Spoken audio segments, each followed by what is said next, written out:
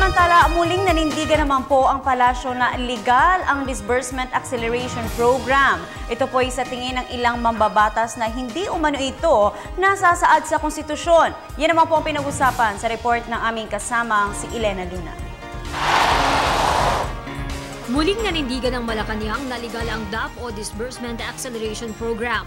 Ayon kay PCOO Secretary Herminio Coloma Jr., kumikilos ang Pangulo ng naaayon sa saligang batas. May paninindigan po ang ating Pangulo hinggil sa tamang pamamahala.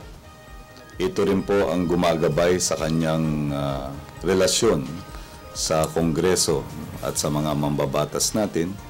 Kaya panindigan po ng ating Pangulo na ang kanyang mga ginampanang aksyon bilang punong ehekutibo ay sa kanyang pagpapasya ay naaayon sa batas at sa konstitusyon. Dati nang sinabi ng ilang mambabatas na maaaring maging batayan ng DAP para maghain ng impeachment complaint laban kay Pangulong Aquino. Nauna nang nilinaw ng Pangulo na ang DAP at ang stimulus package na inilunsad noong 2011 ay iisa.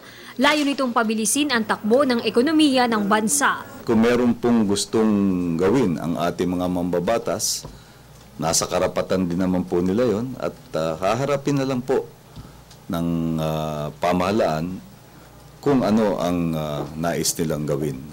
Sa aking palagay ay sinagot na rin ito ng ating Pangulo noong nakaraan. Tinanong siya kung ano ang magiging reaksyon niya. Sinabi naman niya na nakahanda siyang harapin yan kung magaganap yan. Samantala, binigyang diin ng palasyo na wala itong kikilingang mambabatas kapag inihain na ng NBI ang panibagong batch ng reklamo sa iba pang sangkot sa PDAF scam. Wala pong diferensya yun dahil sa simulat sa pulpo ang posisyon ng pamahalaan ay kinakailangang maging patas ang ating sistema ng katarungan. Kaya wala tinuturing o sinisino kung kakampi o kaaway. Basta kung kailangang gawaran ng katarungan, ay gagawin po ito ng pamahalaan.